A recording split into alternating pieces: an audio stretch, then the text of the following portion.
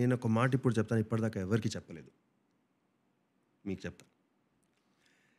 మేము 26 years old అయ్యాక Rajiv said I want get married to my girl friend in college. వాళ్ళు కాలేజ్లో కలిసారు. He was 26 but they were dating for 8 years already. As teenagers they met. Mom said no. Nahi. She's a Christian girl from Kerala. So వద్దు ma'am, ఇలా మా ఫ్యామిలీలో అవ్వదు etcetera etcetera. ఆ drama అయింది. నేను అన్నాను అప్పుడు, మేమిద్దరు ఉన్నాం కదా, వీడి పెళ్లి చేసి నువ్వు చెప్పిన పిల్లతో నేను చేస్తా. ఓకే సరే అంది. వాడి పెళ్ళి అయిపోయింది. ఇప్పుడు నేను కూర్చున్నాను. నాకు భయం ఇంటికి వెళ్ళాలంటే. ఫోటోలు రావడం వల్ల అయిపోయాయి. నేను బెడ్ నుంచి లేస్తే ఇక్కడ బయోడేటాలు ఫోటోలు ఉన్నాయి. వాళ్ళు కూడా నాతో మాట్లాడటం లేదు, నేను కూడా వాళ్ళు అలా. దెన్ ఐ సెడ్ ఓకే, ఇప్పుడు నేను నా మీద వస్తున్నారు చాలా చాలా, I have to hit back, I have to push back.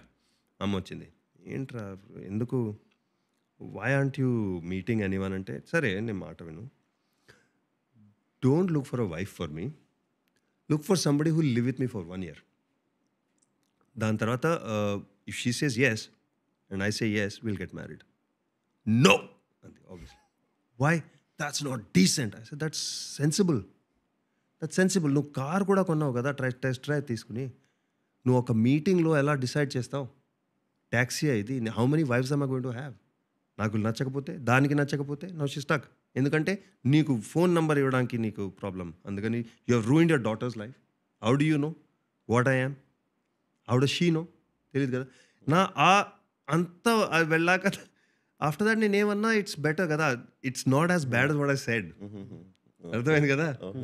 Once I say something shocking, వాళ్ళు that becomes a new normal. ఇప్పుడు నేను నెక్స్ట్ టైం కాదు, నేను ఇలా కలవను, నేను బయట కలుస్తాను